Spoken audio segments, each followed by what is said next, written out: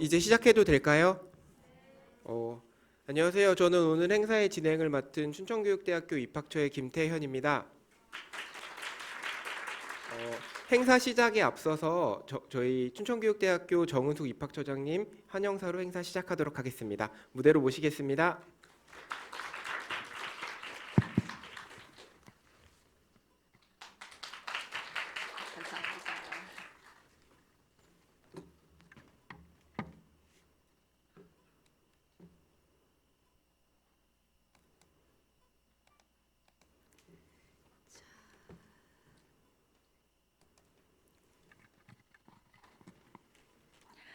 여러분 제 목소리 잘 들리시지요? 네, 안녕하십니까. 저는 춘천교대 입학처장을 맡고 있는 영어교육과의 정은숙이라고 합니다. 일단 여러분들 만나 뵙게 돼서 너무 반갑고, 그 다음에 이 황금 같은 주말에 또 쉬시기도 하고 여러 가지 일들 있으실 텐데 마다하시고 이 춘천교육대학교에 오셔가지고 이 자리를 빛내주셔서 너무나 감사드리고, 학생 여러분 그리고 뒤쪽에 앉아 계신 학부모님들 모두 환영합니다. 자, 혹시 우리 오늘 캠퍼스 오시면서 학교 그 곳곳에 심어져 있는 은행나무들 보셨는지요? 아름답지 않나요? 저만 그렇게 느낄까요? 이 사진은 제가 한 일주일 정도 된 것 같습니다. 일주일 정도 전에 아침에 출근길에 찍은 교정 사진인데요. 저희 대학은 사계절 내내 캠퍼스가 아름답기는 하지만 저는 개인적으로 특히 가을날 캠퍼스를 제일 좋아합니다. 이 은행나무가 저희 대학의 교목이기도 합니다. 그래서 이 은행나무가 곳곳에 심어져 있고 너무나도 그 가을의 정취를 느낄 수 있게 만들어줘가지고 나중에 혹시라도 저희 대학에 오시게 되면은 아마 가을날을 굉장히 좋아하시게 될 거라고 생각이 되는데요. 저희 대학은 1939년도에 사범학교로 개교를 했습니다. 그리고 1962년에 2년제 교육대학교, 그 다음에 83년에 4년제 교육대학교로 개편을 하였습니다. 그리고 현재는 12개 학과에서 1,300여 명 정도의 재학생들이 초등교사의 꿈을 꾸면서 열심히 생활하고 있습니다. 아마 지금 고등학교 1, 2학년 분들이시라고 생각이 되는데요. 어떻게 살아가야 될까? 앞으로 무슨 일을 하고 싶나? 그 다음에 어떤 사람이 되고 싶은가? 굉장히 많은 고민들을 안고 계시라고 생각이 됩니다. 아시다시피 정말 우리 인생에는 다양한 길이 있고요. 또 다양한 삶의 모습들이 있습니다. 오늘 이 시간을 통해서 여러분들께서 이 소중한 하루를 통해서 초등교사로서의 삶, 그 다음에 초등교직에 대해서 어느 정도 탐색해 보실 수 있는 의미 있는 시간을 가져보시면 참 좋겠습니다. 그리고 제가 환영사를 마무리하기 앞서서 개인적으로 제가 정말 좋아하는 글귀를 소개해드리면서 마무리를 하려고 하는데요. 여기 보시면은 무언가를 상상한다는 것, 그리고 꿈꾼다는 것은 정말로 대단한 힘을 가지고 있는 것 같습니다.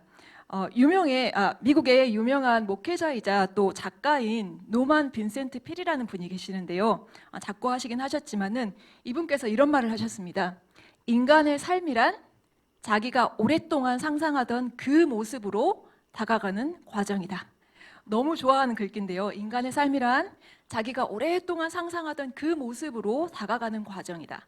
이 화면을 보시면 오른쪽에 아마 산의 형상을 보실 수가 있으실 거예요. 그런데 조금 더 자세히 보시면 이 산을 오르고 있는 무수한 사람들이 있습니다. 산의 정상을 향해서.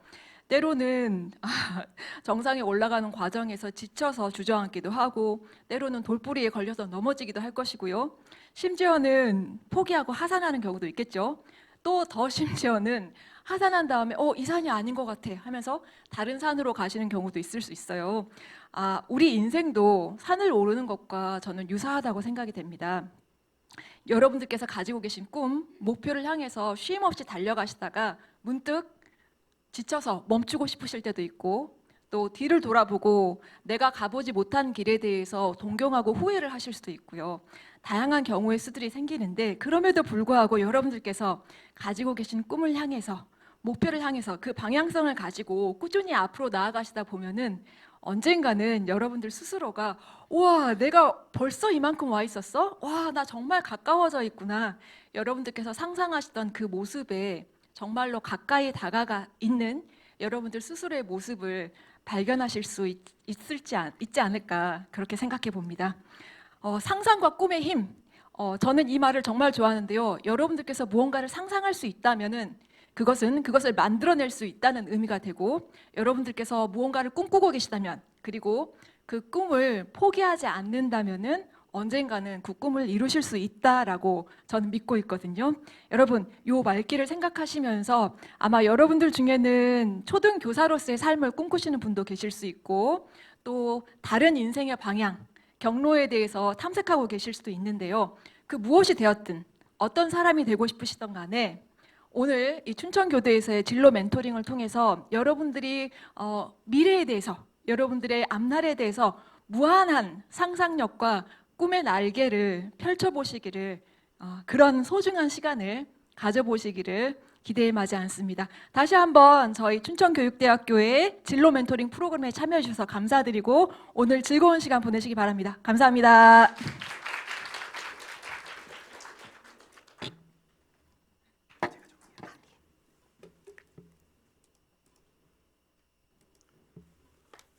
이어서 오늘 일정에 대해서 안내드리도록 하겠습니다.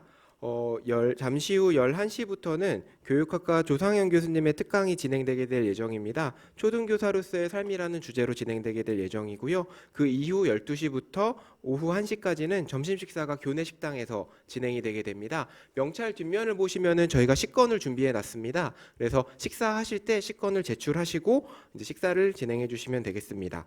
식사 후에는 저희 재학생들과 함께하는 캠퍼스 투어 프로그램이 진행이 됩니다. 캠퍼스 투어라고 명시해 놨지만 재학생들이 여러분을 위해 소소한 이벤트들을 많이 준비해 놨습니다. 그래서 같이 즐겁게 참여해 주셨으면 좋겠고요.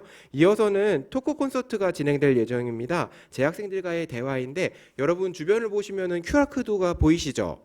그래서 평소에 저희 학교 이제 재학생들에게 궁금하셨던 부분이 있다 그러면 지금부터라도 이 QR코드에 자유롭게 질문을 올려주시면 됩니다. 이 내용들을 종합해서 저희 학교 재학생들이 이제 안내를 해줄 예정입니다.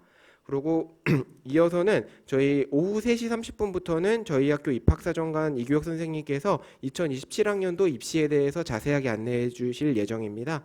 이후 16시 10분, 오후 4시 10분에 프로그램이 종료될 예정이고요. 종료되면은 같이 단체 사진 찍고 마무리할 예정입니다. 그래서 이렇게 오늘 일정이 진행되길 예정이고요. 지금부터는 저희 이제 오늘 프로그램에 같이 진행하게 될 재학생 멘토분들 무대로 올려서 소개를 드리려고 합니다. 재학생 멘토 여러분들은 무대로 나와주시기 바랍니다.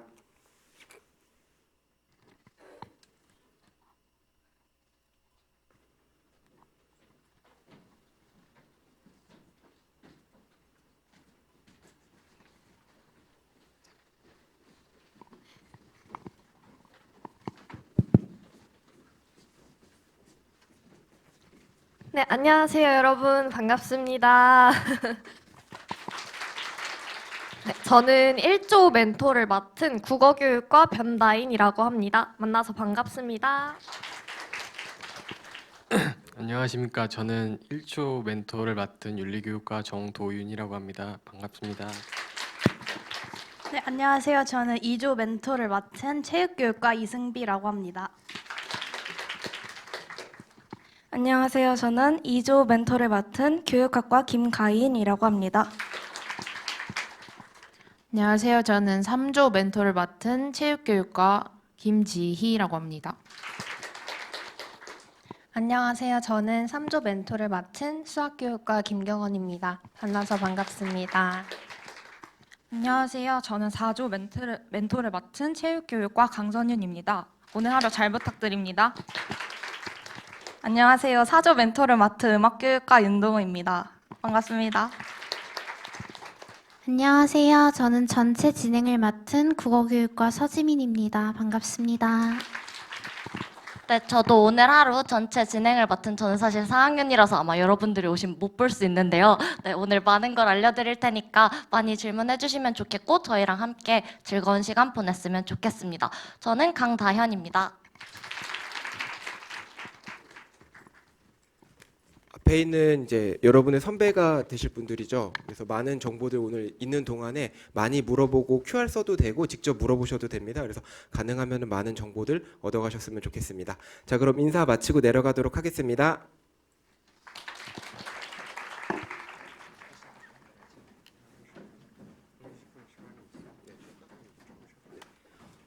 이것으로 이제 오늘 프로그램에 대한 이야기는 마치고요. 한 20분 정도 시간이 남았습니다. 잠깐 쉬셨다가 11시부터 저희 교육학과 조상현 교수님 특강으로 다시 프로그램 진행하도록 하겠습니다. 수고 많으셨습니다.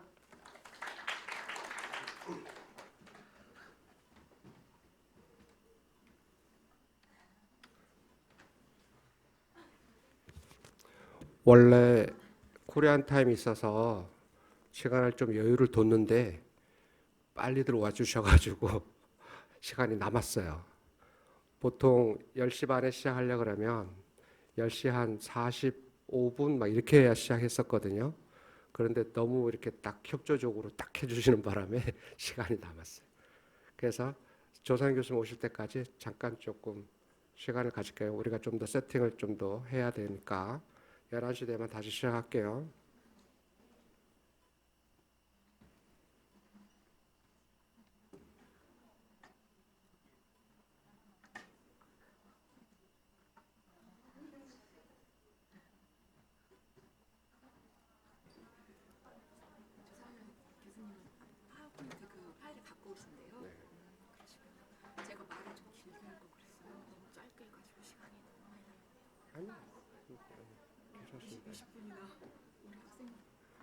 시간이 좋기도 하지만 그래도 빨리 진행되는 게 좋은데.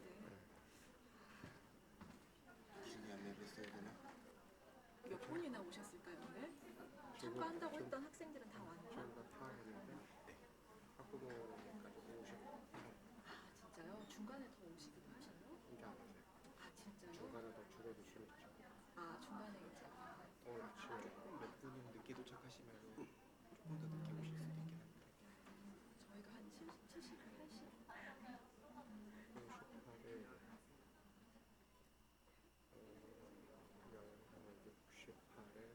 딱 70. 우리 그 스텝까지 다 70이네. 72 되겠네. 70. 73. 주말 아침에 진짜 학생들이 다른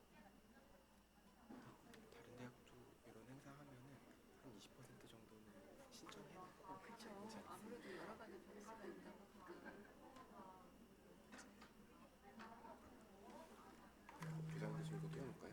아니, 학교 홍보 영상 틀 거야. 갖고 오셨구나.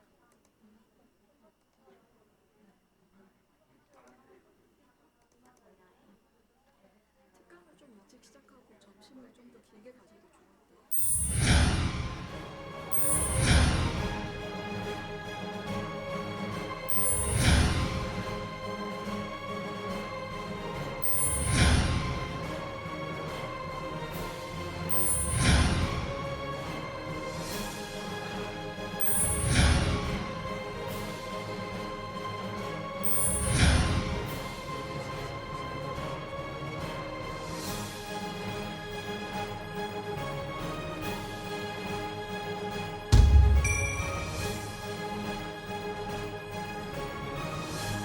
(1939년) 춘천 사범학교를 시작으로 1952년 부설초등학교 개교, 1962년 2년제 춘천교육대학 개교, 그리고 4년제 교육대학 승격부터 1996년 대학원 설치까지, 2016년엔 교육부 글로벌 브릿지 사업 3년 연속 선정, 2017년 국립대학 혁신지원사업과 해외 교육봉사 프로그램 2년 연속 선정, 그리고 2018년 국립대학 육성사업 A등급 선정부터 교육기부 우수기관 선정까지 오랜 역사만큼 빛나는 춘천교육대학교의 성과들.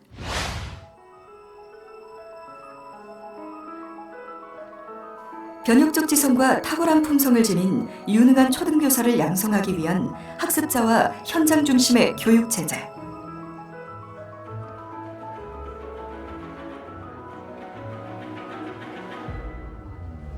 대학 행정과 운영체제 민주화를 통해 대학 발전을 지향하는 등 혁신적인 마인드로 미래 교육을 주도하는 춘천교육대학교.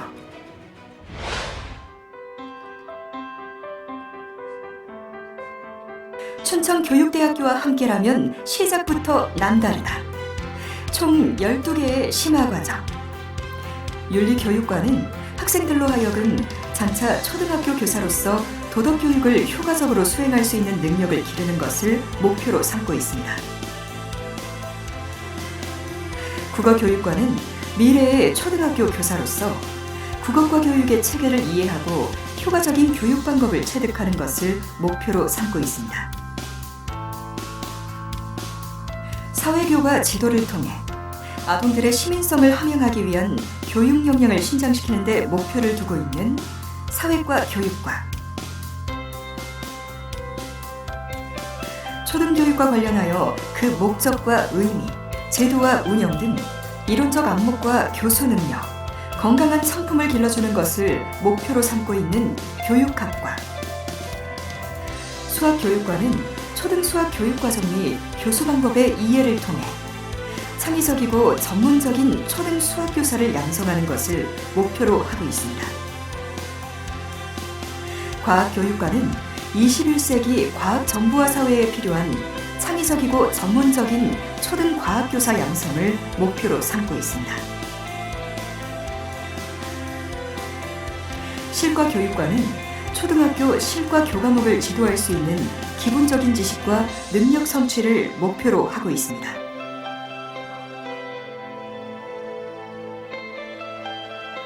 음악교육과는 초등 음악교육 현장에서 요구되는 다양한 능력과 기량을 갖춘 전문적인 초등 음악교사 양성을 목표로 하고 있습니다. 미술교육과는 초등학교 교사로서 미술교육을 효과적으로 수행할 수 있는 능력을 길러주고 있습니다.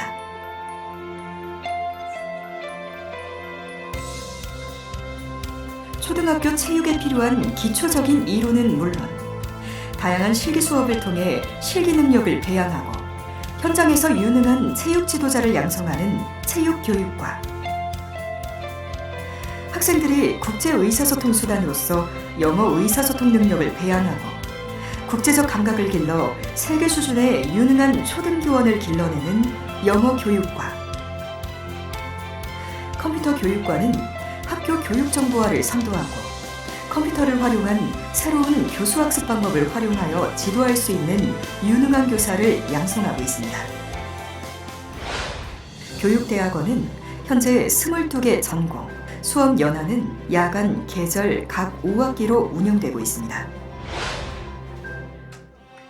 유아교사, 유아교육기관의 장, 그리고 유아교육 관련 종사자들을 대상으로 유아교육에 관한 전문적 안목을 향상시키는 것을 목적으로 하고 있는 유아교육 전공,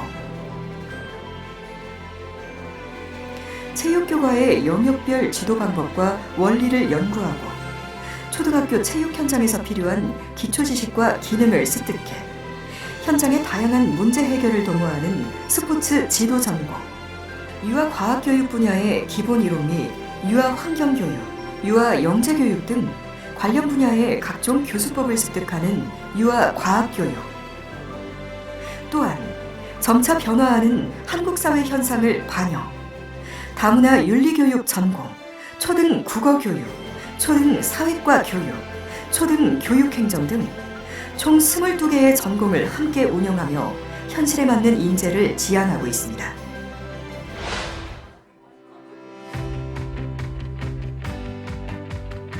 교육 트렌드에 발맞춰 앞장서는 춘천교육대학교는 현장 중심의 체험을 통해 아이들과의 소통과 교류를 바탕으로 한 참된 교사로 나아가고 있습니다.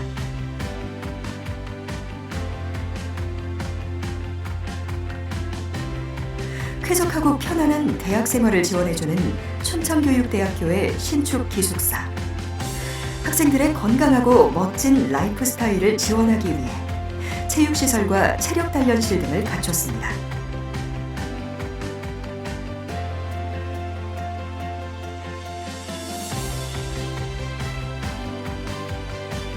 춘천교육대학교는 교내 장학금을 비롯해 대학발전기금 장학금 등 다양한 장학금 시스템으로 학생들의 등록금을 지원합니다.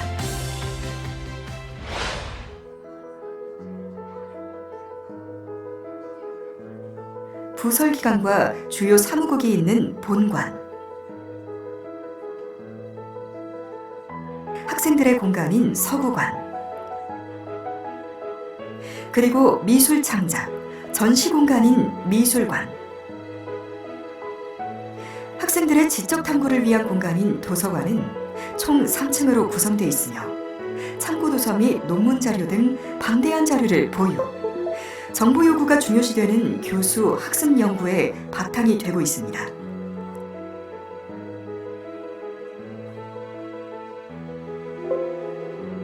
또한 대학의 사회적 봉사 기능을 수행하고 지역 주민과 공존하기 위해 평생교육원을 개원, 다양한 프로그램을 운영하고 있습니다. 춘천교육대학교의 부설초등학교는 달, 별, 솔 특색교육이라는 교육방침으로 미래를 주도할 수 있는 씨앗을 배양하고 있습니다.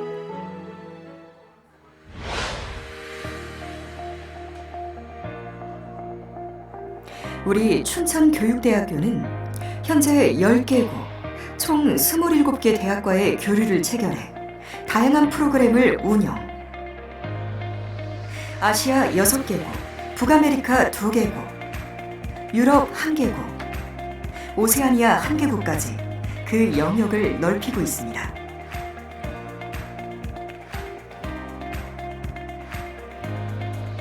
교류대학에는 해외 교환학생을 파견해 학생들의 어학 능력과 학문적 견문을 넓히고 있으며 다양한 해외 문화 연수, 해외 교육봉사 기회 역시 제공하고 있습니다.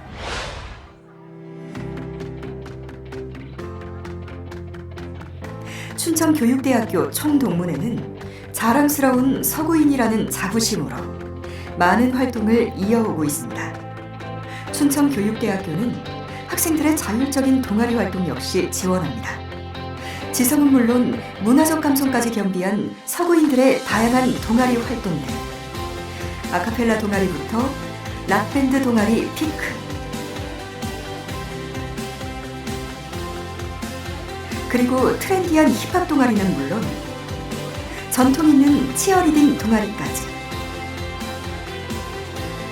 서구인의 열정과 끼를 마음껏 발산할 수 있는 동아리 연합 문화제, 그리고 축제 대동제 등 다채로운 행사를 매년 펼치고 있습니다.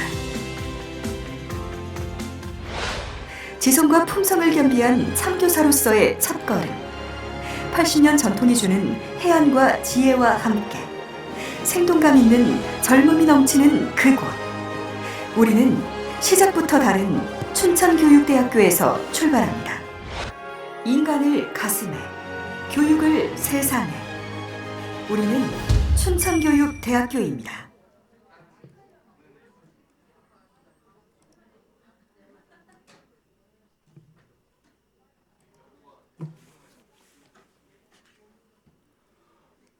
조금 일찍 시작하려고 하는데 괜찮을까요? 네. 그럼 지금부터 조상현 교수님 초등교직 특강을 시작하겠습니다. 조상현 교수님을 박수로 맞이하여 주시기 바랍니다.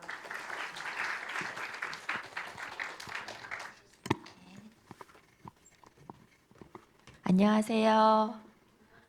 네, 아이고 토요일 날 이렇게 멀리까지 우리 학교 와주셔서 너무 감사드립니다. 그래서 오늘 제가 말씀드릴 거는 이제 교사라는 직업과 그리고 우리 교대라는 곳의 좀 전반적인 특징에 대해서 여러분들에게 좀 안내를 드리고, 그래서 만약에 교사에 관심 있으신 여러분들이 좀 더 이렇게 그 정보를 가지고 본격적으로 여러분들의 진로에 대해서 진지하게 좀 고민하는데 좀 도움이 되는 그런 내용으로 말씀을 드리도록 하겠습니다. 네. 먼저 이제 진로 고민 많이 하시죠? 지금 많이 고민 중에 여기까지 오신 것 같은데, 진로를 정할 때 이렇게 얘기하죠. 자기가 좋아하는 것과 잘하는 거가 뭔지 생각해보고 결정하라고 하는데, 우선 저는 이제 많은 학생들이 그럴 것 같아요. 내가 뭘 좋아하는지, 또 내가 뭘 잘하는지 그걸 잘 모르는. 그래서 이제 요거를 한번 이제 갖고 와봤어요. 저는 그냥 이제 어떤 학생이 그렇게 얘기하더라고요. 저는 그냥 뒹굴뒹굴 있을 때 제일 행복하거든요. 그런데 뒹굴뒹굴 누워있기만 하는 직업은 없잖아요. 그죠? 그렇게 해서 살아갈 수는 없으니까. 그리고 이제 제가 잘하는 걸 생각해 보라는데 또 다른 것에 비해서 좀 잘한다 싶은 게 있긴 한데 그걸 직업으로 할 만큼 재능이 있는지는 잘 모르겠다. 이런 그 생각을 하시는 분들도 많을 것 같아요. 그리고 이제 이거 해보셨죠? 많이 해보셨죠? 그래서 뭐 그 흥미, 적성, 가치관에 맞는 직업 중에 내가 하고 싶은 직업을 모두 골라봐라. 뭐 이렇게 해서 쭉 직업 흥미 검사도 해보셨을 거고 적성 검사도 해보셨을 거고 이 직업 적성 검사를 했을 때 뭔가 교사가 하나라도 나왔으니까 지금 이 자리에 계신 거죠? 그죠? 한번 교사라는 직업이 이렇게 검사를 했을 때 나왔다 하는 학생들 한번 손 들어볼까요? 한 번도 난 나와보지 않았어. 그런데 나는 그냥 관심 있어서 왔어 하는 분 계실까요? 없네요. 네. 그래서 이제 가장 하고 싶은 직업을 한 3개 정도 써보고 또 이유를 또 써보고 또 정하기는 했는데 또 이런 관심 있는 직업들을 좀 추려보긴 했는데 내가 잘할 수 있을까? 또 나하고 잘 맞을까? 또 이런 게 많이 걱정이 되죠. 또 내가 또 이 직업을 괜히 이 직업에 맞는 진로를 정하고 갔는데 그 직업이 또 제대로 해낼 수 있는 능력이나 재능이 있을까? 또 이런 게 걱정이 될 것 같죠. 그래서 그런 것들과 관련해서 좀 여러분들이 진지하게 고민을 할 때 조금 좀 구체적으로 이런 직업에 대해서 그리고 내가 진짜 재능이 있는지 잘할 수 있는 그런 능력이 있는지 한번 혼자서 좀 해볼 수 있는 이런 방법들을 제가 한번 적어봤어요. 그래서 장점 리스트와 단점 리스트를 한번 만들어 보는 거예요. 내가 만들 수도 있죠. 그런데 또 내가 모르는 또 나의 모습을 내 주변 사람이 더 잘할 수도 있어요. 그죠? 그래서 부모님이나 이제 부모님에게 적어달라고 하기도 하고 친구에게 적어달라고 해보기도 하고 또는 이제 선생님께 한번 부탁드려 보기도 하고 이렇게 해서 장점 리스트와 단점 리스트를 이렇게 쭉 적어봅니다. 그리고 인생 그래프 한번 그려보셨어요? 인생 그래프 그려본 친구 손 들어보세요. 인생 그래프를 이렇게 요거는 이제 B1A4의 뭐 그 진영하고 신우가 이제 그린 인생 곡선이거든요. 이런 식으로 한번 그려보는 거예요. 그래서 태어났을 때부터 지금까지. 그래서 인생 그래프를 좋았을 때는 좀 이렇게 높이 올라가고요. 좀 바닥으로 내려갔을 때 이렇게 해서 그래프를 이렇게 곡선으로 한번 나타내 보는 거죠. 그렇게 해서 가장 행복했던 순간과 그 내가 아까 3개 정도 직업을 추렸잖아요. 그 가장 행복했던 순간과 일치하는 직업이 뭘까를 또 한번 생각해 보는 것도 도움이 될 것 같아요. 그래서 또 여러 가지 지금 여러분들처럼 여러 가지 캠프나 프로그램에 또 적극적으로 또 참여해 보기도 하고 그래서 지금 이제 이 자리에 여러분들이 계신 거잖아요. 그래서 이 춘천교대와 관련된 대학을 이제 본격적으로 여러분들이 한번 그 탐색해 여러분 진로와 관련된 대학들을 한번 쭉 살펴보는 거죠. 전반적으로 내 진로와 관련된 대학 관련 정보를 한번 알아보는 그런 것들. 그러니까 지금 여러분들이 하고 있는 이 자리에 와 계신 것만 이 자리에 와 계신 게 바로 그런 일들 중에 하나라고 할 수 있겠습니다. 교원 양성대학교라고 해서 전국에 초등교원 양성대학이 13개가 있어요. 전국에 10개 교대가 있고요. 그 다음에 초등교육학과가 있는 대학이 3개가 있거든요. 그래서 전국 춘천교대를 비롯해서 전국 10개 교대와 함께 이화여대의 초등교육과가 있어요. 그리고 한국교원대의 초등교육과가 있습니다. 그리고 제주대학교의 초등교육과가 있어요. 그래서 전국에 그 초등교육과가 있는 대학은 이 13개 대학이 전부예요. 다예요. 그래서 초등교사 자격증을 따는 방법은 이 초등교육과를 졸업하는 방법밖에 없습니다. 그래서 다른 뭐 교사 자격증을 딸 수 있는 뭐 중등이나 이런 데는 뭐 교직 과목을 이수한다든지 이렇게 해서 교사 자격증을 따는 방법이 있는데 초등교사 자격증은 전국의 이 13개 초등교육학을 전공한 이 대학을 졸업해야지만이 받을 수 있어요. 그런데 입학 정원이 2025년부터 이렇게 정원이 감축이 합니다. 12% 정도 감축이 돼서 그 입학 정원이 또 감축이 됐지만 그래도 최근에 이제 그 입시 추이를 보면 그래도 성적이 예전에는 교대 인기가 너무 높아가지고 성적이 너무 높았거든요. 커트라인이 굉장히 높았는데 최근에는 조금 그게 완화가 됐어요. 그래서 내가 지금 성적이 조금 부족하다 이렇게 생각을 하셔도 조금 더 여유 있게 또 고민을 해보실 만한 그런 그 입학 정원은 줄었지만 또 커트라인은 오히려 조금 여유가 있어졌다 이렇게 보시면 되겠습니다. 자 그리고 여기 보면은 전형별 비중을 보시면요, 여기 수시와 정시 비중을 보시면 어느 게 더 높은 것 같아요? 수시 비중이 훨씬 높죠. 그리고 수시 비중 중에서도 학생부 종합 비중이 굉장히 높습니다.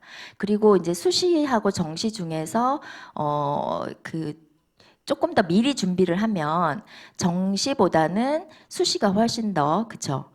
이렇게 들어오실 때 그 비중도 더 크기도 하고 그리고 성적 부담도 수시가 조금 더 여유가 있다고 이렇게 보시면 될 것 같습니다. 그래서 목표를 한다면 교대를 목표로 한다면 정시보다는 수시 쪽에 비중을 두고 준비를 해보시는 게 좋을 것 같다는 생각이 듭니다. 그리고 점점 이제 수시 비중을 늘리고 있는 추세거든요. 전국 교대에서 이거는 이제 대학에서 여러 이렇게 입시 결과라든지 학생들이 입학해서 들어와서 여러 가지 그 데이터들을 검토를 했을 때 정시로 들어온 학생들보다는 수시로 들어온 학생들이 훨씬 더 성실하게 학교 생활을 열심히 하고 중독 탈락 비율도 수시로 들어온 학생들이 훨씬 더 적기 때문에 아마 각 대학별로 아마도 수시로 이렇게 들어오는 입학을 하도록 하는 그런 비중이 높아지는 걸로 생각을 합니다. 그래서 이렇게 우리 춘천교대를 조금 더 자세하게 들여다보면 그 교직 적인성 그리고 강원 교육 인재라고 해서 강원 지역의 학생들을 위한 입시가 훨씬 유리하게 이렇게 되어 있어요. 그래서 여기 강원 지역에서 오신 학생들 한번 손들어 보실까요? 네, 좋습니다. 다른 지역에서 오신 학생 손들어 보실까요? 네, 다른 지역에서 오신 학생들도 나는 강원 지역 아닌데 이렇게 걱정하실 필요가 없는 게 이게 수도권 이게 지금 서울 경기에서 우리 학교까지 굉장히 그 지리적으로 가깝기 때문에 수도권에 있는 학생들도 얼마든지 물론 이제 강원도 지역에 있는 학생들이 조금 유리하기는 해요. 유리하긴 한데 다른 지역 학생들도 얼마든지 이렇게 도전해도 그렇게 크게 불리하지 않은 그런 제도를 가지고 있습니다. 그리고 우리 대학이 수능 최저를 적용하고 있는 세개 대학 중에 하나예요. 다른 교대는 수능 최저가 없거든요. 그런데 우리 대학은 춘천교대, 서울교대, 이화여대 이 세 개 대학이 수능 최저를 적용하고 있습니다. 그래서 수능 최저 어디까지 맞춰야 되는지 이것도 확인하셔가지고 이렇게 준비를 하시면 좋을 것 같습니다. 그래서 학종도 좀 이렇게 우리 대학에 올 때는 그래서 수시로 들어오는 게 유리하다 제가 말씀을 드렸잖아요. 그러면서도 수능 점수도 좀 관리를 해야 되고요. 학생부 종합도 이렇게 그 잘 관리를 해 주시는 것이 좋겠죠. 자, 그러면 여기까지 이제 우리 대학에 대해서 이제 여러분들 진로에 대해서 얘기를 했고요. 그리고 우리 대학의 좀 일반적인 전반적인 내용에 대해서 말씀을 드렸어요. 아마 이 내용은 앞으로 이제 그 본격적으로 이제 입시를 준비를 하면서 더 자세하고 세부적인 것들은 아마 그 여러분들 학교나 또 입시 요강이라든지 이런 것들을 살펴보면서 좀 더 세밀하게 좀 살펴보실 필요가 있겠죠. 직업으로 초등교사는 이게 지금 맨 앞에 있는 게 그 생성형 인공지능 이디어그램한테 학교 건물 앞에 서 있는 교사, 축구선수, 의사를 그려줘라는 지시어를 입력했을 때 이 그림을 그려줬다고 하거든요. 왜냐하면 이게 세 개의 직업군이 가장 인기 있는 직업군이에요. 교사, 운동선수, 축구선수, 의사. 이게. 그래서 초등학생의 경우는 사위지만 그 중학생과 고등학생에게 물어봤을 때 선호하는 직업 비율 중에 1, 2위가 교사로 나타났어요. 그래서 이제 초등교사가 되기 위해서는 아까 말씀드렸죠. 초등교육 학과가 있는 13개, 전국 13개 대학을 졸업을 해야 됩니다. 졸업을 하면은 졸업장과 함께 초등교사 2급 정교사 자격증을 줘요. 그러면 그걸 가지고 이제 초등교사 2급 정교사가 자격증을 받으면 임시교사로 언제든지 내가 정식 채용이 되진 않았어도 왜 임시로 기간제 교사 같은 게 필요한 경우가 있잖아요. 그래서 그런 교사로 일할 수 있어요. 교사 자격증이 있기 때문에 기간제 교사나 임시 교사나 뭐 강사나 이런 식으로 일을 할 수는 있지만 이제 그게 안정적이지 않죠. 임시직이죠. 그런데 이제 전국 시도 교육청에서 임용고시를 봅니다. 시험을 봐서 채용을 하는 거죠. 서울시에서 초등교사로 채용을 하고 각 시도에서 강원도에서 교사를 채용하고 이렇게 해서 임용고사를 봐서 임용고사 시험을 통해서 통과한 그 교사 자격증을 가진 사람들을 교사로 채용을 합니다. 그러면 이제 정식 공무원으로 근무를 하게 되는 거예요. 이전에 이제 졸업을 했을 때는 2급 정교사 자격증을 가진 상황에서는 공무원으로서의 그 지위 공무원으로서 어떤 직업적으로 안정된 지위를 갖고 있지는 못하는 상황인데 저 임용고사를 통과를 하면 이제 공무원이 되는 거죠. 그리고 시도 교육청별로 발령이 나고 그러니까 이제 강원도로 시험을 보면 강원도 교육청에 발령이 나는 거예요. 그리고 서울시로 시험을 보면 서울시 교육청으로 발령이 나요. 그러면 그렇게 발령이 난 사람들을 이제 각 지역 학교에 다시 발령을 내는 거죠. 그래서 1차로 시도교육청 발령이 나고 그다음에 초등학교 발령이 나는 이런 식으로 초등학교 교사가 될 수 있습니다. 제가 아까 설명드렸듯이 전국 10개 교육대학교의 초등교육학과를 졸업해야 되고 그리고 초등교육과가 설치되어 있는 대학에 초등교육과를 졸업을 하면 됩니다. 그래서 이제 춘천교대 예비교사의 전공은 모두 초등교육 전공이라고 할 수 있어요. 학과는 나눠져 있습니다. 윤리과, 국어과, 사회과 이렇게 나눠져 있는데 쟤네들은 전공이 아니라 심화과정이라 그래서 일종의 분반이라고 생각을 하시면 돼요. 그래서 초기에 교대가 처음에 생겼을 때는 고등학교처럼 1반, 2반, 3반, 4반 이렇게 나눴었어요, 반을. 그런데 그러다가 이후에 좀 더 초등교육에서는 전체 모든 교과를 전공 두루두루 공부를 하거든요. 공부를 하는 중에서도 나는 특히 국어 교육을 좀 더 깊이 있게 심화적으로 난 다루고 싶다라고 하면 국어 교육과에서 공부를 하는 거죠. 또 나는 여러 모든 교과를 다 두루 공부를 하지만 그 중에서 특히 수학을 공부하고 싶다라고 하면 수학을 좀 더 깊이 있게 공부하고 싶다. 그럼 수학 심화로 이렇게 가게 되는 겁니다. 그래서 12개 심화 과정에 따라서 학과를 구분하고 있는데 사실상 그래서 내가 이제 국어교육과 이제 춘천교대 국어교육과다 또는 춘천교대 영어교육과다 이렇게 한다고 해서 내가 국어교육 전공이야 영어교육 전공 이게 아니라 모든 전공의 12개 학과의 모든 전공은 초등교육학 전공이다. 이렇게 보시면 됩니다. 그리고 굉장히 제가 다양한 장학제도가 있더라고요. 제가 그래서 이 강의를 준비하면서 입학처에 이제 그 직원 선생님께 그 장학제도를 좀 망라해서 정리해서 좀 저에게 좀 보내달라 이렇게 부탁을 드렸는데 굉장히 뭐 국가 장학금부터 시작해서 학교의 교내에 이제 다양한 장학제도가 있어서 거의 100%가 넘는 그러니까 아마 이제 중복으로 받는 학생들까지 포함을 하면 장학금 혜택은 안 받는 학생이 없다. 오히려 중복해서 2개 이상의 장학 혜택을 받는 학생들이 많을 것이다. 이미 그리고 등록금이 굉장히 저렴하거든요. 우리 대학이 등록금이 저렴한데 거기에 또 장학 혜택도 굉장히 많습니다. 그리고 이제 그 다양한 해외 미국이라든지 그다음에 뉴질랜드인가 호주인가 그죠? 뉴질랜드나 호주라든지 일본이라든지 대만이라든지 이렇게 다양한 나라들하고 교환 학생 제도도 있어서 여러 나라하고 또 그리고 이제 기숙사 제도도 여러분도 오실 때 우리 옆에 큰 높이 솟은 건물 보셨죠?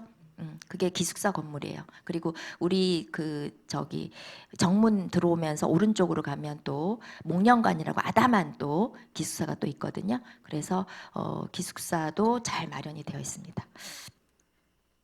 그리고 이제 교육과정은 이렇게 교양, 전공, 그다음에 심화, 실기, 그리고 이런 이제 그 이론 수업들이 진행이 되고요. 그리고 교육 실습이 이렇게 3가지 종류의 교육 실습이 마련이 돼 있어요. 2학년 때부터 교육 실습을 가요. 2학년 때는 이제 참관, 이게 실질적인 어떤 그 교사로서 수행할 수 있는 그런 그 훈련이 아직 안 돼 있기 때문에 2학년 때는 참관 실습이라 그래서 관찰하는 걸 주로 하는 실습을 해요. 그다음에 3학년 때는 실제로 이제 수업안을 짜서 수업을 해보는 것이 중심이 되는 수업 실습이 3학년 때 진행이 됩니다. 그리고 4학년 때는 종합 실습이라 그래가지고 전반적인 초등교사의 전반적인 행정적인 업무, 사무나 이런 것까지 두루두루 조금 더 이렇게 연습을 해보는 그런 4학년 때 종합 실습까지 이게 3번의 실습이 또 있고요. 그리고 이제 교직 적인성 평가라 그래서 패스 앤 페일입니다. 그래서 이렇게 적인성 평가까지 이것을 다 통과해야 그렇게 해야 졸업을 할 수 있고요. 졸업을 해야 초등 2급 정교사 자격증을 받게 됩니다. 처음에 이제 졸업할 때는 초등 2급 정교사 자격증을 받아서 임용고시를 봐서 각 시도 교육청에 소속이 돼서 그렇게 해서 학교에 발령이 나잖아요. 그러면은 한 3, 4년 정도 근무를 하다가 1급 정교사 자격 연수를 받아요. 1급 정교사. 그래서 그때 1급 정교사 자격 연수를 주로 방학 때 한 달 내내 합숙을 하면서 연수를 받거든요. 그렇게 그거를 통과를 하면 이제 1급 정교사 자격증이 됩니다. 제가 4년인가 5년인가 그렇게 알고 있습니다. 정확한 연수는 모르겠는데 2급 정교사로 시작을 해서 그렇게 해서 자격 연수를 받아서 1급 정교사가 돼서 그래서 학교에 이제 계시는 선생님들 보면은 5년 미만의 선생님들은 2급 정교사 자격증을 갖고 계시고요. 5년 이상의 그 경력을 갖고 계신 선생님들은 대부분 1급 정교사 자격증을 갖고 계시다. 이렇게 생각을 하시면 되겠습니다. 자, 졸업한 다음에 임용시험 이렇게 제가 보니까 이렇게 이게 강원도 임용시험 그 계획이거든요. 선발 계획. 바로 얼마 전에 시험을 쳤어요. 그래서 교직 논술과 그리고 교육과정 왜 여러 교육과정을 배우잖아요. 그래서 교육과정을 치고 한국사는 한국사 능력 검정 시험을 대체를 하고 이게 1차 시험이에요. 1차 시험은 이제 필기 시험이라고 할 수 있어요. 필기 시험을 치고 2차는 이제 실기예요. 실기에서 면접과 수업 실연. 그래서 아까 왜 2학년, 3학년, 4학년 때 수업 실습 갔다 온다고 했잖아요. 그런 경험들과 그리고 다양한 그 대학에서 배웠던 그런 내용들을 바탕으로 해서 수업 시연을 20분 정도 실제로 이제 수업안을 짜서 심사위원들 앞에서 수업을 하는 이런 과정을 거쳐서 수업 실연하고 그리고 영어 수업 실연과 영어 면접까지 이렇게 있습니다. 그 영어로 수업을 하고 그다음에 영어 면접까지 이렇게 이 과정을 거쳐서 그래서 1차, 2차 시험을 거쳐서 그 합격을 하게 되면 교사로 임용이 되게 됩니다. 아까 그 입학 정원이 축소가 되게 된 게 바로 요 교사 이 인원이 축소가 되기 때문에 교대 입학 인원도 축소가 되는 거고요. 이거는 다시 같이 맞물려 있어요. 왜 교사가 채용 인원이 축소가 될까요? 그렇죠. 학생 수가 인구 절벽으로 인해서 학생 수가 감소하기 때문에 거기에 따라서 교사 수도 줄고 교사 수가 주니까 어때요? 교대 입학생들도 줄게 되고 이렇게 되는 겁니다. 그래서 초등 임용 경쟁률을 제가 한번 찾아봤어요. 찾아봤더니 어디 걸 보시면 되냐? 맨 밑에 빨간색을 보시면 됩니다. 올해 2026년도 최종 경쟁률이 몇 대 몇이죠? 2.48대 1입니다. 2.5대 1 정도 되죠. 그래서 2급 정교사 자격증을 받고 전국의 13개 초등교육학과의 대학을 졸업한 학생들이 아마 이 임용시험을 보게 되는데 예전에는 거의 대부분의 초등교육과 교육과가 이렇게 설치되어 있는 게 특수 목적 대학이거든요. 그래서 특수 목적 대학이기 때문에 졸업하면 대부분 그 큰 일이 없는 한은 거의 대부분의 학생들이 초등교사로 임용이 됐었어요.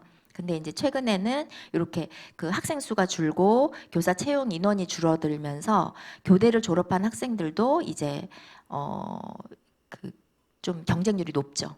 2.3대 1이면은 2명에서 3명 중에 1명만 합격을 해서 그 교사가 된다는 의미니까요.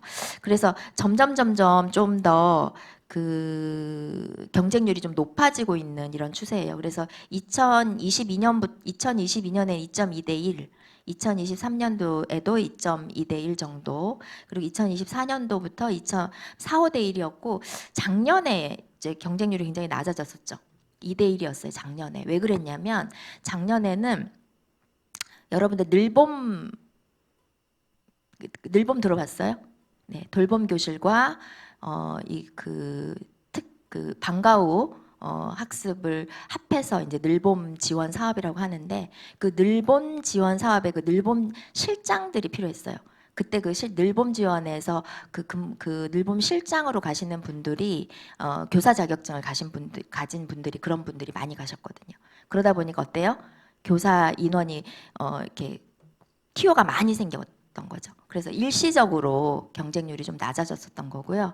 이제 올해부터는 다시 경쟁률이 이렇게 높아지고 있어요. 그래서 교대에 와서도 이제 조금 공부를 좀 열심히 하시고 이렇게 해야 초등교사로 임용이 될 수 있습니다.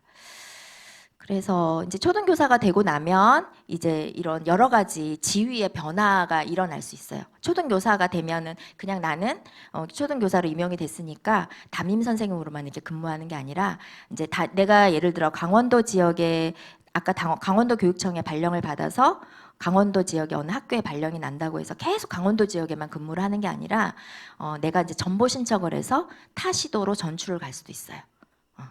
그리고 승진을 할 수도 있죠. 교장이나 교감이나 이렇게 공부를 해서 점수를 이제 승진 점수를 관리를 해서 이렇게 승진을 해서 교장, 교감 등으로 직위가 이동을 하는 경우가 있고요. 그리고 해외 파견 근무의 방법도 있어요. 그러니까 세계 여러 나라에 한국 학교가 있거든요. 중국에도 있고 일본에도 있고 미국에도 있고 여러 나라에 있는. 그래서 채용 공고들이 이렇게 뜹니다. 그러면 이제 거기에 신청을 해서 해외 파견 근무를 할 수도 있고, 또 국내 파견 근무라 그래가지고요, 교육청에 이렇게 그 파견이 될 수 있어요. 그러니까 교육청에서도 왜 초등교사가 할 수 있는 해야 되는 업무들이 있거든요. 그런 업무들을 위해서 교육청에서 이제 나는 이제 강원도에 A 학교에 근무를 하고 있는데, 강원도 교육청에 이제 내가 파견을 나가서 거기서 이제 그 여러 교육청의 여러 업무들을 그렇게 수행할 수도 있는 거고, 그 다음에 석사 학위 과정을 하면 이제 서울교대라든지 가장 대표적으로 한국교원대라든지 이런 데는 석사 학위 그 과정을 하는 도중에는 학교를 가지 않고 대학에서 이제 파견 형태로 대학에서 공부를 할 수 있는 그런 기회도 있어요. 그래서 여러 가지 다양한 파견 근무 제도도 있고, 또 유학을 갈 수도 있습니다. 해외 유학을 갈 수도 있고, 그리고 교육 전문직이라 여러분들 장학사 들어봤죠? 그리고 여러분 학교 다닐 때 장학사 선생님 오시는 날 막 여러분들 막 그 청소하고 이랬던 기억나요? 요새는 안 그러나요? 저는 어렸을 때 이제 장학사 선생님이 오신다 그러면 굉장히 무서운 분인 줄 알았어요. 오신다 그러면 막 청소하고 막 교실 막 새 단장하고 막 이랬던 기억이 나는데, 요즘엔 안 그럴 것 같기는 해요. 요즘엔 안 그러나 어쨌든 교육청에서 이 교육지원청이라 그래서 학교에 이제 그 교육 활동이 잘 이루어질 수 있게 행정적으로 이렇게 지원해주는 그런 그 기관이거든요. 그래서 거기에 이제 장학사라든지 연구사라든지 이렇게 근무를 할 수 있고, 그 다음에 예전에는 이제 승진이라고 하면 이렇게 교감이나 교장으로 이렇게 승진하는 게 거의 대부분이었는데, 요즘에는 이제 수석교사가 생겼어요. 수석교사는 뭐냐면 수업 전문성, 이제 여기 교장이나 교감은 행정적인 이런 승진이라고 한다면, 이 수석교사 같은 경우는 이제 수업 전문가들이 이제 그 수업 전문성을 굉장히 높이 쌓아서 그렇게 해서 수석교사가 되면 이제 여러 선생님 선생님들의 그 수업이라든지 교육과정이라든지 이런 것들을 지원해주는 컨설팅해주는 그런 업무를 수행을 합니다. 그리고 연구교사로도 그 근무를 할 수 있고요. 그리고 이제 저도 교대를 나왔거든요. 저도 교대를 나와서 초등교사로 근무를 하다가 공부를 해서 석사, 박사 과정을 거쳐서 공부를 해서 이렇게 해서 대학으로 이렇게 옮겨온 케이스가 바로 저예요. 그래서 이렇게 교수나 아니면 연구소에 뭐 한국교육개발원이라든지 뭐 평가원이라든지 이런데 또 근무를 저처럼 이제 공부를 해서 그렇게 해서 그렇게 연구원으로 이렇게 진출을 할 수 있습니다. 그래서 초등교사가 되고 난 다음에 이제 다양한 그 진로에 대해서 여러분들에게 말씀을 드렸어요.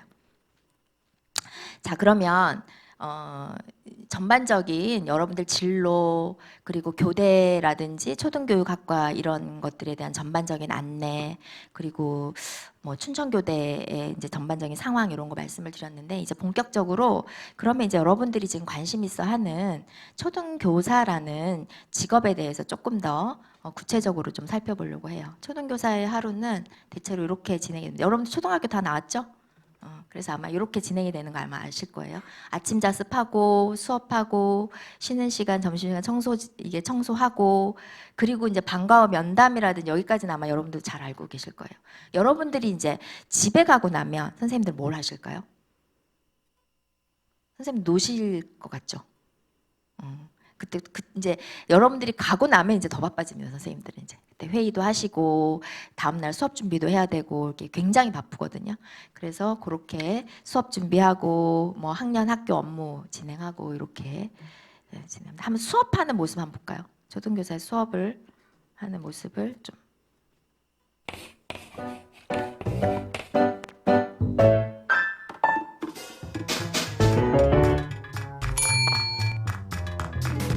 나는 초등학교 교사다.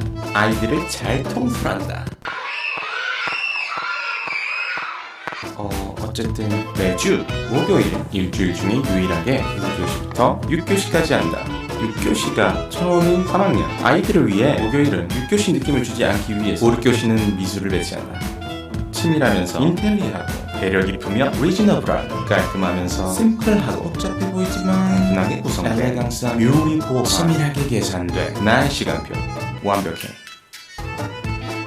오후 1시 10분 드디어 시작된 5교시 미술 시간. 오늘은 경험한 것을 표현하는 시간이다. 경험 떠올리기, 스케치하기, 색칠을 하고 바탕까지 꼭 칠하게 하고 다른 사람은 뒤에 이름 쓰기. 각자 경험한 것을 모아 친구들과 이야기 만들기. 하나씩 차근차근. 인지하게 설명하는 나는 말은 유려하지만 너무 빠르지 않게 너무 빠르지 않으면서 정확하게 또박또박 설명해 간다. 목표 시간까지 적어놓은 후 나는 아이들에게 자, 선생님 설명 다 알겠죠? 라고 말했고 라고 대답했다. 그래도 나는 높아짐에 한 번 더 모르면 칠판 봐. 알겠지? 라고 말했으니 나는 밀린 업무를 해보려고 하는데 한 아이가 이렇게 말했다. 근데요, 지금 뭐 하는 거예요? 이럴 리가 믿기지가 않는다. 분명히 아이들은 나를 쳐다봤고 고개도 끄덕였고 이미 알겠다는 듯이 알려줬습니다. 라고 대답했다. 도대체 어떻게 그래도 참고 다시 말이죠. 경험한 것을 그려보는 거야. 경험한 것을 그려보는 거야. 경험한 것을 그려보는 거야. 알겠지? 경험한 것을 그려보는 거야. 라고 한 50번쯤 말했을 때 선생님 스케치해도 돼요? 선생님 스케치 언제까지 하는 거예요? 다른 방법이 필요하다. 저기 보자. 선생님 색칠해도 돼요? 저기 보자. 선생님 그런데 지금 뭐 하는 거예요? 저기 봐. 선생님 다음은 뭐예요? 선생님 이름 써요? 맞아. 선생님 이름 어디에다가 써요? 이름 바로 저기 있어.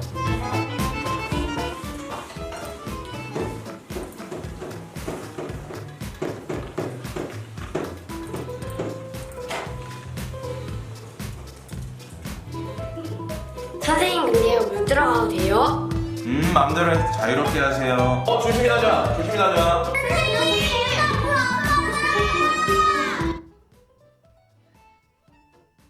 선생님 이름 써요? 안바세계와 타방국터 여기 여러분들 어렸을 때 생각나시나요?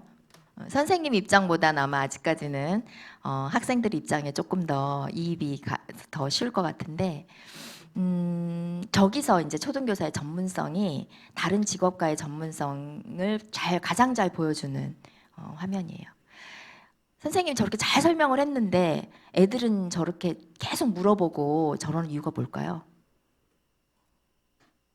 너무 당연하죠. 계속 물어보죠. 여러분들 어렸을 때 생각해 보세요. 선생님 설명해 줬는데 계속 나가서 선생님께 여쭤보죠. 왜 그랬어요? 이게 이제 왜 그 아이들은 잘 설명을 해줬음에도 불구하고 잘 못 알아듣지? 왜 아이들은 어른들이 이렇게 그 설명하는 방식대로 이해를 못하지? 이런 것들에 대한 거를 배우는 게 이렇게 춘천교대예요. 왜 그러냐면 제가 이제 요거를 간단하게 하나 설명을 해준다면 발달 단계가 있거든요. 사람이 생각하는 방식이 발달 단계에 따라서 굉장히 달라져요. 그래서 초등학교 시기의 발달을 가지고 있는 학생들은 이렇게 문자나 말로 설명했을 때 잘 못 알아들어. 그래서 그걸 우리가 어려운 말로 표상이라고 해요. 표상, 표현하는 거, 표상이라고 하는데 이런 문자나 언어나 이런 것들이 굉장히 고도의 그 기호로 인해서 그거를 이해해야 그 말을 알아들을 수 있는 굉장히 고도의 표상 방식이거든요. 그러니까 애들은 아까 선생님이 칠판에 가득 써주죠. 그래서 해야 될 일들을 순서대로 쫙 설명을 해주잖아요. 그러면 우리가 생각할 때 어른들은 저거를 순서대로 다 저렇게 잘 설명해가지고 칠판 가득 저렇게 메모까지 해가면서 선생님 설명해 줬는데 이해를 못하는 게 이상하잖아요. 그런데 아이들은 그 문자를 그 상징 기호잖아요. 문자라는 게. 언어도 상징 기호잖아요. 그거를 처리하는 게 힘든 거예요. 얘네들은. 그래서 문장이 조금만 길어져도 얘네들은 머릿속에서 아무것도 이해가 안 되고 처리가 안 되고 머릿속에 멈추는 거예요. 그러니까 애들이 저러는 거예요. 계속해서 선생님 보고 선생님 지금 뭐예요? 선생님 스케치 다 했는데 그 다음 뭐예요? 계속 물어보는 거예요. 이미 다 칠판에 적혀 있는데도. 그래서 초등교사가 된다는 거는요. 중등교사하고 굉장히 다른 점이 뭐냐면 아동에 대한 이해가 그러니까 중등 선생님들은 학습자에 대한 이해가 그래도 조금 덜 중요한 이유가 뭐냐면 내가 배우는 방식으로 배우거든요. 성인이 배우는 방식. 그러니까 왜냐하면 문자로 소통하고 언어로 소통하는 게 이제 익숙해지고 일반화된 게 바로 중등의 학생들이에요. 고등학생들은 거의 이제 성인 단계처럼 상징적 표상을 처리하는 게 굉장히 능숙하거든요. 그렇기 때문에 어른들이 이해하는 방식으로 설명을 해주면 바로 잘 알아듣는 거예요. 그렇기 때문에 중등에 있는 선생님들은 그 내용만 잘 이해를 하고 있으면 수학 선생님은 수학 내용만 잘 이해를 하면 잘 가르칠 수 있어요. 국어 선생님도 국어 내용에 대해서만 잘 이해를 하면 잘 가르칠 수 있어요. 그런데 초등은 안 그래요. 내가 국어의 내용을 아무리 잘 이해를 하고 있어도 이 아이의 특성, 얘가 이해하는 방식으로 설명해 주지 않으면 얘가 이해할 수 있는 방식으로 학습 활동을 할 수 있게 도와주지 못하면 이게 교육이 어려운 거죠. 아까 저 보셨죠? 선생님이 그렇게 잘 설명해주고 자세하게 설명해주고 그리고 글로 이렇게 딱 그 정리를 해줬는데도 불구하고 아이들이 계속 나와서 물어보는 거죠. 그 이유가 뭐냐? 그래서 아이들한테 설명을 할 때는 최대한 짧게, 명확하게 그리고 그 글자를 쓸 때는 저렇게 길게 적어놓으면 안 돼. 아이들 머릿속에 하나도 안 들어와요. 입력 자체가 안 되는 거예요.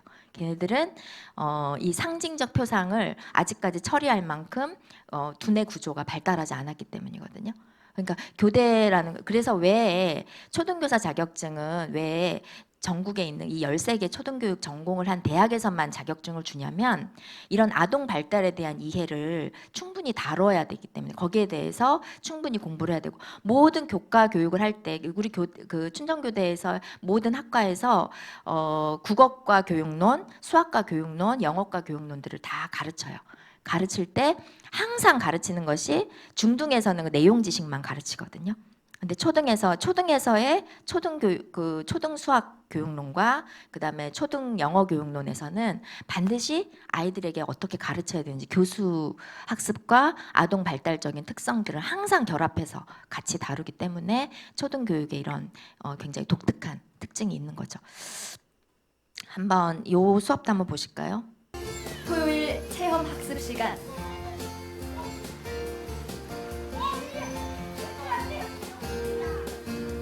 3,000원으로 무엇을 살까 고민 중입니다. 오늘은 시장에서 직접 물건을 사보는 체험. 아이들이 현장에서 한 체험은 교실 수업과 이어집니다.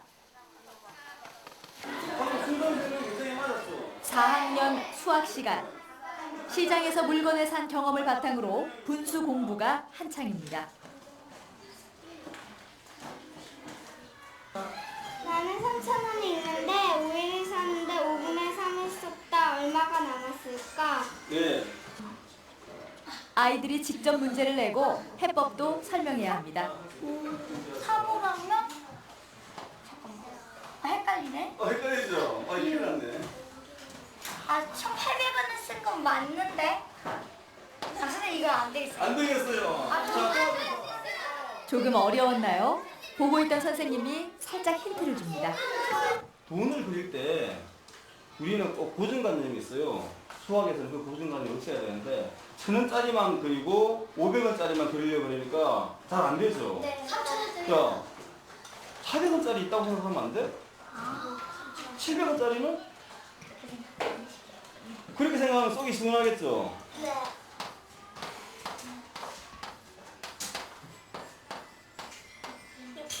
이렇게 5개가 나왔었는데 5분의 3을 썼다고 했으니까 600원 3개가 없어져요. 그럼 2개가 남잖아요. 이 600원 2개를 합하면 1,200원이 나오니까 답은 1,200원이에요.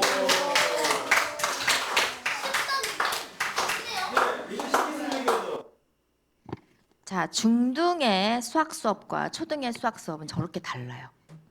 그죠? 여러분들이 고등학교 때 수학 시간을 한번 뭐 지금 배우고 있는 수학 시간을 떠올려 보세요. 전혀 다르죠? 저게 이제 초등의 수학이에요. 저렇게 수학을 배울 때도 아이들의 일상생활하고 이렇게 밀접하게 관련을 지어서 수학을 다뤄야 되고요. 그리고 아이들이 이해하는 방식으로 선생님이 설명을 해주셔야 돼요.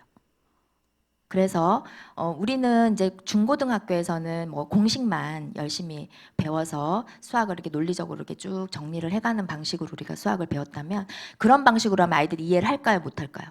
전혀 못하는 거죠. 그렇게 접근을 하면 안 되는 거죠. 그래서 우리가 흔히 수학을 아무리 잘해도 곧 초등학생을 가르칠 수 없는 이유가 뭐냐면 우리가 생각할 때 곱셈구구를 완벽하게 외우고 나면 저렇게 일상생활에서 곱셈구구가 필요한 상황이 되면은 바로바로 적용해서 곱셈구구를 활용해서 이제 문제를 해결할 수 있을 거라고 우리가 기대를 하잖아요. 근데 그게 안 되는 거예요. 그게 안 되는 이유가 뭐냐면 초등학생들은 생각하는 방식과 배우는 방식이 성인하고는 완전히 다르다. 그런 특징이 있는 거예요. 그래서 교대에서 다루게 되는 게 바로 이런 것들을 이렇게 배우게 됩니다. 그래서 초등교사로서의 이런 전문성을 그렇게 이런 식으로 교과 교육뿐만 아니라 여러 가지 생활 지도라든지 아이들하고 이렇게 상담을 할 때, 그러니까 그 중고등학교에서의 상담은 어른과 상담하는 것과 크게 다르지 않죠. 그런데 초등학교에서는 아이들하고 상담할 때는 그 아이들의 눈높이에 맞추어서 상담을 해야 되는 거예요. 그래서 우리가 보면 오은영 선생님 굉장히 열광하잖아요. 오은영 선생님에 대해서 열광하는 이유가 뭐냐면 아이들의 어떤 생각하는 방식이라든지 아이들의 배우는 방식을 오은영 선생님은 아주 오랜 기간에 전문가 활동을 통해서 그게 누적이 돼 있는 거예요. 그러니까 여러분들도 와서 그래서 여기까지 이제 보고 나니까 어때요? 아이들에 대한 어떤 관심이라든지 애정이라든지 이런 것들이 바탕이 돼야 돼요. 왜냐하면 그 아이에 대해서 애정이 있고 관심이 있어 걔를 이해하고 싶어지고 그래서 걔가 이해하는 방식으로 배우도록 도와주고 싶어지는 그런 마음이 있어야 되는 거거든요. 선천적으로 뭔가 나는 아이들에 대해서는 좀 별로 좋아하지 않는 경우가 있잖아요. 그런 경우에는 초등교사로서 일하기가 어려워지는 거죠. 그래서 여러분들도 한번 그런 점에 대해서도 한번 여러분들 한번 돌아보시기 바랍니다. 초등교사 일상도 한번 볼까요? 안녕하세요. 충남 브이로그 리포터 초등교사 박지현. 초등교사는요. 이렇게 그 담임교사, 학급 담임교사로도 일을 할 수 있지만 이 선생님처럼 교과 전담 교사로도 일을 할 수 있어요. 그러니까 예를 들어서 내가 이제 3학년 2반 담임 선생님으로 근무를 해서 모든 교과를 다 가르치는 여러분들도 어렸을 때 과학 선생님 계셨죠? 체육 전담 선생님 계셨죠? 그분들도 모두 다 교대를 졸업하셔서 이렇게 임용 시험을 거쳐서 이렇게 임용이 되신 선생님들이시거든요. 그래서 이렇게 전담 선생님의 그런 브이로그라고 합니다. 안녕하세요. 충남 브이로그 리포터 초등교사 박지현입니다. 오늘 제가 웅산초등학교에서 어떻게 근무하는지 그 하루를 보여드리려고 해요. 저는 통근거리가 꽤 먼 학교에 다니고 있어요. 운전을 하고 편도로 1시간을 가야 돼요.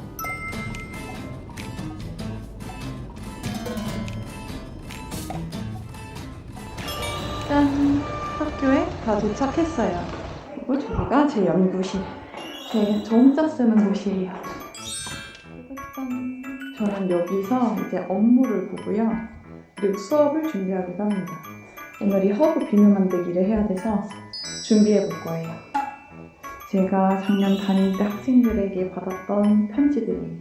갑자기 어느 날 확 저한테 비행기를 접어서 던지길래 이게 뭐지? 하고 봤는데 이런 귀여운 내용이 있더라고요. 업무를 보기 전에 군것질을 해줘야 돼요.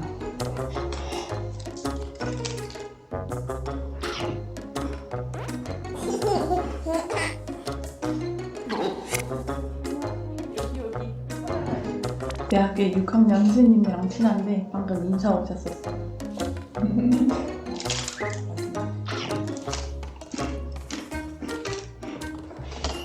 짠! 저는 주로 이곳에서 수업을 합니다. 안녕! 정말로 예상치 못하게 비코가 깨지는 바람에 다음 수업을 준비해야 되는데 잘 넣어보세요.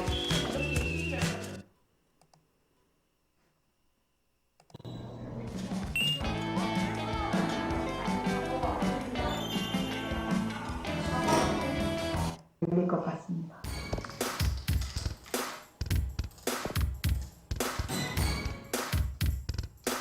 이제 공문 처리는 다 끝났고요. 이제 다음에 쓸 학습 준비물을 구입하러 갑니다.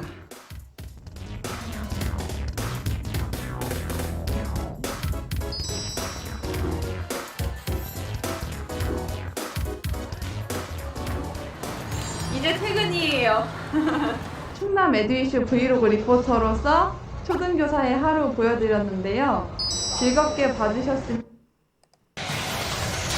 하나만 더 보도록 하죠. 극한 직업에 이제 초등교사가 나온 적이 있어요. 충주에 있는 한 초등학교.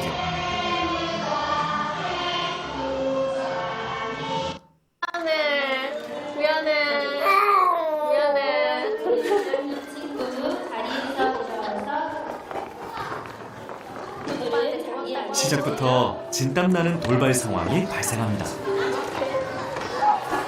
동생인 것 같은데 그러니까 풍선, 헬륨 풍선이니까 가지고 싶어서 갖고 있다가 이제 수가 모자라가지고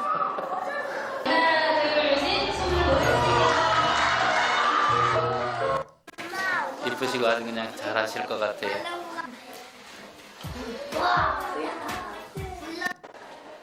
(1학년) 아이들이 엄마 아빠 손에 이끌려 학교에 옵니다.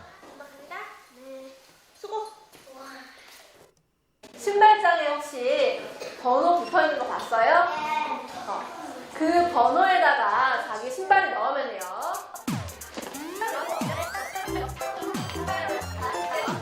4번? 3번? 3번 여기 있네? 15번이 어디 있을까? 15번이 어디 있을까? 여기 있네? 6번 여기 있네? 아침부터 내내 아이들을 따라다니는 선생님. 서린이 나와보세요. 서린이 몇 번이었어요? 서린이 잘 기억하고 있네. 15번. 서린이 잘 기억했는데? 번호를 배정하고 그 번호의 신발장과 사물함을 알려줍니다. 서린이 잘했어요. 화장실 가고 싶은 사람들 지금 화장실 갔다 오세요. 휴지 없으면 여기로 휴지 가져가세요. 주원이 물 내리고 왔어? 물 내렸어, 찬우? 잘했어. 물 내리고 나왔어? 화장실도 잘 쓰는지 확인해야죠. 내렸어? 잘했어. 쉬는 시간에 교실 안에서 놀아주세요. 교실 안에서 쉬는 시간이야. 하지만 쉬는 시간에도 쉬지 못하는 선생님. 예진이 잠깐만 나와줄 수 있어?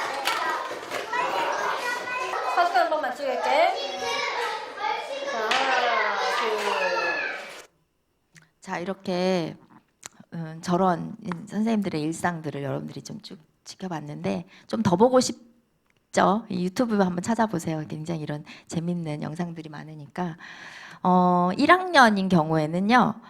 초등학교 1학년에 입학해서요. 수학 수업이 첫 번째 단원이 제목이 뭐냐면 5가지의 수예요. 5가지의 수. 너무 귀엽죠?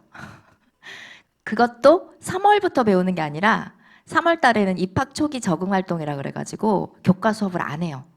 4월부터 배우거든요. 4월부터 국어 수학을 본격적으로 배우는데 수학을 1부터 5까지의 수를 처음에 배워요. 근데 지금 보세요.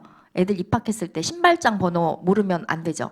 아무 데나 놓을 수 없잖아요. 그러니까 애들이 아직까지 지금 4월 달부터 배워야 되는 1부터 5까지의 수를 배우기도 전에 3월 달에 입학하자마자 애들이 15를 알아야 되고 또 20을 알아야 되고 이래요. 그러니까 이제 선생님이 못 찾는 애들을 어떻게 해요? 일일이 데리고 다니면서 여기 있네 하고 알려주시죠. 그 다음에 사물함 다 번호로 돼 있잖아요. 그 다음에 더 문제는 뭐냐면 교과서 페이지 있죠. 교과서 페이지가 몇 쪽까지 있냐면 한 80 몇 쪽까지 있어요. 어떤 교과서는 100쪽이 넘어가는 교과서도 있고요. 그러면 이제 교과서 페이지를 넘겨 몇 쪽 보자라고 교과서 순서대로 배우는 게 아니니까 초등학교에서는 그래서 몇 쪽 보자라고 이렇게 펼칠 때도 이제 108쪽 보자 이러면 전혀 못 알아듣는 거죠. 일일이 다니면서 이렇게 생긴 거 이렇게 칠판에 적어주죠. 1, 0, 8 이렇게 해서 밑에 있는 거고 찾아보자 이렇게 해서 찾아서 그래서 교과서 페이지를 펼치는데도 한참 걸려요. 그래서 이런 것들도 하나하나 아이들의 1학년 같은 경우는 더더욱 더 이제 다른 학년에 비해서 더더욱 더 발달이 굉장히 늦고 또 이게 한글 해득이라든지 이런 것들이 아직 안 되어 있기 때문에 훨씬 더 이렇게 그런 것들을 고려해서 아이들의 눈높이에 맞게 그리고 걔네들이 또 위축되거나 주눅들거든요. 자기가 뭔가를 모른다 이렇게 생각했을 때 이제 주눅드는 경우가 있기 때문에 그리고 요때가 초등학교 시기가 발달 초기이기 때문에 요때 형성된 어떤 학습에 대한 어떤 경험, 성공 경험, 아주 작은 성공 경험이라든지 아주 작은 실패 경험들이 일생 동안 영향을 미쳐요. 그러니까 굉장히 중요한 시기죠. 이 초등학교 시기는. 선생님은 아주 그냥 지나가는 말로 그냥 너 누구 뭘 못하네 라고 했을 때 그게 낙인처럼 남는 시기가 바로 이 초등학교 시기예요. 또는 선생님은 아무런 별 이렇게 큰 의미를 두지 않고 아 누구야 너 이거 너무 잘하는구나 라고 했을 때 그게 굉장히 큰 의미가 돼서 이후에 어떤 자기의 진로에 큰 영향을 미친 아마 지금 여기에 앉아있는 여러분들 중에도 그런 학생이 있을 거예요. 어렸을 때 선생님 초등학교 선생님으로부터 큰 상처를 받았거나 또는 큰 또 이런 의미 있는 이런 경험이 있거나 이런 것들이 있을 거예요. 그래서 초등학교 선생님은요, 일단 그냥 직업인으로서의 의미도 있지만 이런 학생들의 어떤 중요한 시기, 굉장히 발달적으로 인생의 초기에 굉장히 중요한 발달 시기의 한 부분. 그 중에 1년이거든요. 그 1학년부터 6학년까지 이 시기는 굉장히 중요한 인생에서 굉장히 중요한 시기예요. 그리고 그 발달의 가소성이 높다라고 표현을 해요. 그래서 변화 가능성이 굉장히 높거든요. 이때 어떤 방향으로 왜 우리가 나무나 식물이나 이게 어린 새싹들을 어떤 방향으로 요거를 해주냐에 따라서 나중에 크는 방향이 굉장히 달라지잖아요. 처음에는 요만한 각도로 시작을 하지만 여기서 시작해서 나중에 컸을 때는 어마어마한 변화나 어마어마한 차이가 이루어지게 되는 거예요. 그만큼 굉장히 중요한 시기에 1년을 여러분들이 담당을 하게 되는 거예요. 그렇죠. 그래서 이거를 가볍게 이거를 뭐 그렇다고 해서 크게 부담을 느끼라는 의미는 아니지만 그래도 어떤 책임감이라든지 그런 것들을 가지고 이 직업을 우리가 생각을 해야 된다는 그런 생각이 들어요. 그리고 이제 그러면 여기까지 이제 쭉 살펴봤고 이제 좀 정리를 좀 하려고 합니다. 그래서 초등교사라는 직업의 희노애락을 조금 한번 정리를 해보려고 해요. 그래서 선생님들이 언제 기뻤냐 이렇게 물어봤을 때 한국교육신문의 김민정 기자가 요거를 초등교사의 희노애락이라는 주제로 기사를 쓴 게 있더라고요.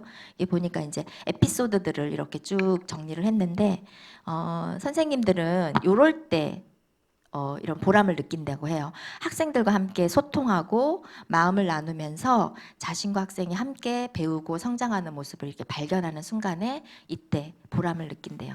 그러니까 여러분들도 내가 다른 사람들하고 같이 소통하면서 같이 무언가를 배우는데 즐거움을 느끼는 사람인가를 한번 생각해 보세요. 이게 이제 초등교사의 가장 큰 보람이고요. 초등교사라는 직업은 아이들은요 뭔가를 선생님으로부터 뭔가를 배운다고 생각하지만 그게 아니라 같이 소통하면서 교사와 학생은 서로 소통하면서 서로 함께 성장하는 거예요. 선생님도 성장하고 아이들도 같이 성장하고 요런 관점으로 이렇게 좀 봐주셔야 되는 그런 면이 있어요. 그 다음에 이제 힘들 때 이럴 때는 이런 수업보다는 아까 선생님 보셨죠? 과학 선생님 보셨죠? 수업이 끝나고 난 다음에도 굉장히 일이 많잖아요. 그죠? 수업 준비를 하고 또 이런 행정이나 이런 일들이 굉장히 많고요. 거기다가 또 요새는 여러분들 뭐 뉴스에서 많이 들었겠지만 학부모 민원도 굉장히 악의적인 학부모 민원들도 굉장히 많거든요. 그런 것들이라든지 책임 부담이 과도해지고 그다음에 이제 조직 문화의 한계로 번아웃이 누적되는 상황. 그다음에 이제 교사로서 이런 자율성이라든지 전문성이 네가 뭐 기껏해야 초등교사지 뭐 애들 가르치면서 뭐 기역 니은 구구생 가르치는 게 너네 뭐 다 아냐? 뭐 이런 식의 이런 인식이라든지 이런 것들이 있을 때 이때 그래서 개인의 삶과 가치까지 침해된다고 느낄 때 이때 그만두고 싶다는 생각을 한다고 합니다. 초등교사들은. 이제 이런 어려움들이 있을 때 이런 것들을 어떻게 해결해야 될까? 이런 것들은 이제 혼자서 해결하려고 하면 안 되고요. 주변에 있는 동료 교사라든지 이런 분들하고 의논을 많이 해야 될 것 같아요. 그다음에 슬플 때 초등교사라서 가장 절망적이고 슬플 때가 학부모들의 부정이나 비난, 그 다음에 아까 얘기했을 때 교사의 권위가 완전히 무너질 때, 그리고 여러분들 그 고등학교 때 학생들 선생님 들어오셨을 때 막 다 엎어져 자고 이런 교실 있었나요? 그럴 때 슬픈 거예요. 그건 뭐죠? 내가 들어와서 수업을 하겠다고 할 때 아이들이 거부를 하는 거죠. 난 네 수업 안 들을 거야 이렇게 생각하는 거죠. 아까 그랬잖아요. 교사가 가장 기쁠 때는 아이들하고 서로 마음을 나누고 소통하면서 함께 성장할 때 가장 기쁘다고 했는데 아이들이 소통을 거부하는 거죠. 나와의 소통을. 어떤 이유로든지. 그게 나한테 원인이 있을 수도 있고 그 아이한테 원인이 있을 수도 있지만 어쨌든 여러 가지 원인으로 인해서 아이들과의 소통이 단절될 때 그때 슬프고 그 다음에 이제 가장 슬픈 경우가 언제냐면 아이들을 잃을 때 아이들이 큰 사고로 인해서 아이들을 잃게 됐을 때 그때의 절망감이나 슬픔은 트라우마로 남죠. 교사에게도 한평생의 트라우마로 남아서 초등학교는 특히 그래서 안전교육이 모든 교과에 안전교육이 들어가요. 국어도 그렇고 수학도 그렇고 사회도 그렇고 이 안전 첫째도 안전 둘째도 안전 셋째도 안전이라고 할 만큼 초등교육에서는 그래서 왜냐하면은 이렇게 해서 아이들을 어떤 식으로든지 아이들이 다치거나 잃게 되는 이런 경우에는 어떻게 할 수 없는 그런 그 큰 슬픔을 겪게 되는 거예요.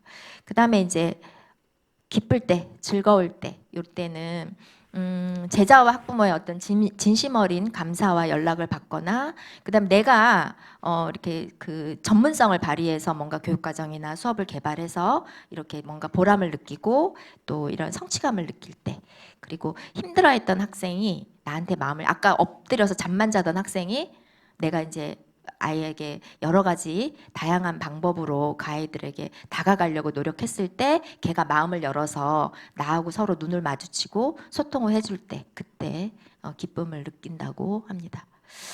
그래서 이런 희노애락을 좀 이해를 하시고 저런 기쁨을 느낄 수 있는 직업이 진짜 보람 있겠다라고 생각을 한다면 여러분들이 적극적으로 우리 대학에 문을 노크를 해보시는 게 좋을 것 같습니다. 그래서 이제 여러 가지 초등교사의 도전들, 뭐 뉴스에서 많이 들었죠. 봤을 거예요. 그래서 이런 여러 가지 교육활동 침해라든지, 그다음에 교육 환경이 많이 변하고 있죠. 교육 환경이 많이 변화하고 있고 다양한 학생들의 요구를 이제 충족시켜줘야 되는 이런 것들이 뭐 그다음에 학령 인구 감소로 인해서 뭐 불확실성이 높아진다든지, 그다음 업무량이 굉장히 많아요. 초등교사가. 초등교사는요, 교육의 역할을 하지만 거기에 돌봄의 역할을 같이 들어가 있거든요. 아까 초등교사 1학년 담임교사 보셨죠? 그래서 오로지 교육의 그 교육적인 관점보다는 그 아이들의 돌봄이란 케어적인 관점이 굉장히 많이 들어가는 직업이에요. 그래서 교사 본연의 업무에 이런 집중할 수 있는 시간이 굉장히 필요한데 이런 행정적인 업무라든지 또는 민원이라든지 이런 과도한 업무들 이런 것들을 인해서 힘들어하고요. 그다음에 이제 이 업무에 비해서 굉장히 특히 초임 교사들은 이게 그 보상이 굉장히 적다고 느낄 수 있어요.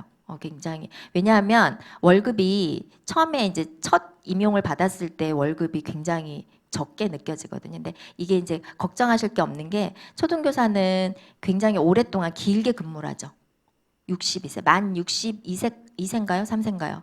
2세인가 3세까지의 정년이 보장이 되기 때문에 길면서 연차가 늘어나면서 이 호봉이 늘어나요. 그러고 나면은 이게 처음에는 좀 적었지만 이게 차곡차곡 이게 호봉이 쌓이면 어느 정도의 이런 그 연륜이 쌓이게 되면 그 연봉이 그렇게 그래서 다 합하면 그렇게 다른 직업군에 비해서 연봉이 그렇게 낮은 연봉이라고 하기가 할 수 없어요. 높은 편에 속하고요. OECD 국가들의 그 초등교사의 연봉들을 비교를 해봤을 때도 우리나라가 아마 네덜란드나 핀란드를 제외하고는 우리나라가 굉장히 상위 그룹에 있는 걸로 알고 있어요. 특히 미국 같은 경우는 초등교사의 임금 수준이 굉장히 낮아서 초등교사 방학 때는 또 초등교사 월급이 안 나오거든요. 그래서 여러 가지 투잡, 쓰리잡 이렇게 한다고 해요. 미국에서는 초등교사들이. 근데 우리나라 이제 초등교사의 경우는 굉장히 처우가 안정적이고 그리고 그 임금도 굉장히 괜찮은 편이라고 그렇게 이해를 하시면 될 것 같습니다. 그 다음에 이제 높은 사회적 기대와 부담 이런 것들이 이제 초등교사의 어려움이라고 할 수 있어요.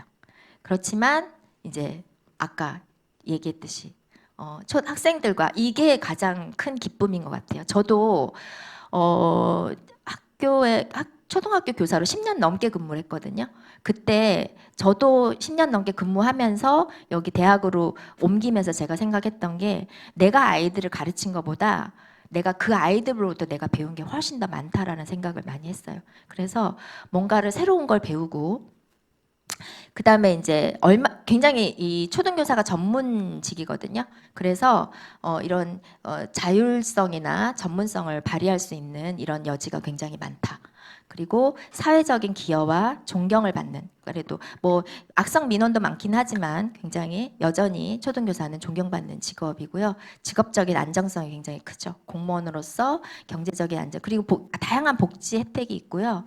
경제적으로는 그래도 굉장히 안정적인, 충분하다고 하기는 어렵지만 그래도 그 다른 직업군에 비해서 굉장히 안정적이다 이렇게 보시면 돼요. 그리고 근무 시간이 8시 40분에 출근하거든요. 보통 그 공무원이 9시부터 6시까지 근무를 하잖아요. 근데 초등교사는 일찍 가잖아요. 왜요? 아이들 아침 자습 지도 때문에 일찍 가거든요. 그리고 8시 40분까지 출근을 하세요. 그래서 퇴근 시간이 20분이 단축이 돼요. 그래서 그러면 몇 시에 퇴근하셔야 되죠? 5시 40분에 퇴근하셔야 되죠? 그런데 4시 40분에 퇴근하실 수 있어요. 왜냐하면 점심시간 있죠. 점심시간에도 선생님들은, 왜 다른 공무원들은 점심시간 온전히 휴식 시간인데 선생님들은 점심시간에도 뭘 하죠? 급식 지도를 하죠. 그래서 그 점심시간까지도 근무 시간에 포함이 되기 때문에 그 시간까지도 제외가 되고 나면 보통 지금 8시 40분부터 4시 40분까지 근무를 하는 것이 초등교사의 그 일상, 이 루틴이라고 하시면 돼요. 그래서 굉장히 퇴근이 빠르죠. 그렇죠. 제가 그래서 초등교사로 근무를 할 때 이제 근무를 마치고 회식을 가잖아요. 그럼 우린 몇 시부터 회식을 할 수 있어요? 5시부터 회식을 할 수 있는 거예요. 5시부터 회식을 하고 회식을 다 하고 밥 먹고 나면은 실컷 밥 먹고 나면 몇 시간에 7시쯤 되거든요. 그때가 되면은 이제 집으로 가는데 이제 그때에서야 다른 직장인들은 퇴근 시간이 되는 거예요. 그래서 굉장히 퇴근 시간이 빨라서 이후에 뭔가 여유가 있다. 여유가 뭐 일이 몰릴 때는 물론 그때까지도 계속 일을 해야 되는 경우도 있지만 그리고 방학 동안에도 연수를 통해서 수업이 없는 방학에는 뭔가 그 여유 시간이 굉장히 많죠. 그 초등교사의 가장 큰 그 메리트가 바로 그거인 것 같아요. 그래서 이제 한번 마지막으로 한번 이제 점검을 해보세요. 내가 아이들하고 소통하는 걸 좋아하는가? 그리고 나는 아이들하고 얼마든지 기꺼이 소통하려고 노력할 마음이 있는가? 이런 것들 한번 살펴보시기 바랍니다. 그리고 어린이를 내가 좋아하는가? 아이들을 좋아해야 돼요. 기본적으로. 아이들하고 노는 거, 아이들하고 소통하고 이런 것들을 내가 좋아하는가? 그리고 배움을 즐기는 사람인가? 내가 기꺼이. 아이들에게 제가 그랬잖아요. 생애 초기에 가장 중요한 1년을 담당한 선생님이기 때문에 그 아이들 가장 중요한 롤모델이 되거든요. 의미 있는 성인이 됩니다. 그래서 그 시기에는 아이들이 배우는 것을 즐거워하는 게 즐거워하는 태도를 배워야 일생 동안에 그 태도가 유지가 되거든요. 그래서 성인이 돼서도 내가 필요한 것을 언제든지 기꺼이 배울 수 있는 사람으로 성장하도록 하려면 그 아이가 초등학교 시기에 그 태도가 형성이 돼야 되는데 우리 선생님은 아무것도 배우는 걸 좋아하지 않는 선생님이야. 그럼 그걸 롤모델 하겠죠. 그럼 계속해서 배우는 거를 싫어하는 학생이 되겠죠. 그래서 내 자신이 스스로 새로운 것을 배우는 것을 좋아하는 사람인가. 그리고 책임감이 강하고 성실해야 되겠죠. 당연히. 그리고 창의적이고 융통성이 있어야 돼요. 왜냐하면 돌발적인 상황이 굉장히 많거든요. 다양한 상황의 수업 상황, 뭐 어떤 굉장히 그 아이들하고 생활하면서는 예기치 못하는 다양한 상황들이 있어요. 그래서 그때 좀 이렇게 융통성 있게 대처를 할 수 있는 사람인가. 그리고 공동체적 사고와 리더십, 그러니까 같이 생활하는, 그러니까 초등학교에서 여러분들이 학교에서 이제 그 학교의 기능이 좀 많이 전 달라졌다고 생각을 합니다. 예전에는 무언가를 지식을 배울 수 있는 곳이 학교밖에 없었는데 지금은 이제 그 다양한 곳, 다른 곳에서 더 잘 가르치는 곳이 많죠. 그래서 학교에서는 공동체적인 어떤 삶의 그 방식을 배우는 곳이 가장 중요한 곳이 저는 학교라고 생각을 하거든요. 그래서 이런 것들, 그리고 굉장히 다양한 스트레스가 많아요. 초등교사는. 그래서 이런 스트레스를 잘 관리하는 사람, 그리고 무엇보다도 초등교사라는 직업에 명확한 동기를 갖고 있는 사람. 그래서 이런 것들을 시도해보면 좋겠죠. 그래서 어린이와 교류해보는 경험, 그 다음에 교육 관련 콘텐츠를 경험해 보거나, 그 다음에 자기 성찰 활동을 해보고, 요런 것까지. 여기까지 제가 너무 길게 말씀을 드려서 죄송한데요. 혹시 질문 있을까요? 제가 너무 궁금한 점 없이 제가 샅샅이 다 너무 잘 말씀드렸죠. 네, 혹시 여기에 대해서 또 더 추가로 궁금한 내용이 있다면 언제든지 춘천교대에 그 연락하셔서 문의하시면 굉장히 다양하게 친절하게 안내를 해드릴 거라고 생각합니다. 네, 이상 마치겠습니다.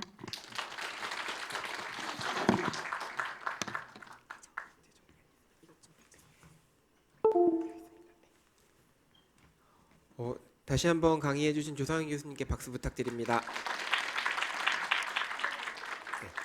이것으로 오전 프로그램 이제 진행을 마치고요. 점심 식사 진행하려고 합니다. 아까도 안내드렸지만 명찰 뒤편에 보시면은 저희가 식권 준비해 놨습니다. 그래서 그 식권을 학교 식당에 제출해 주시면 되고, 이제부터 뒷문 나가셔서 학교 식당 위치 안내 받으셔서 점심 식사 시작하시면 됩니다. 그래서 오후 프로그램은 1시에 여기서 다시 시작할 예정이니까 식사하시고 학교 구경 조금 하시다가 이제 1시까지 다시 와주시면 되겠습니다. 점심 식사 맛있게 하시기 바랍니다.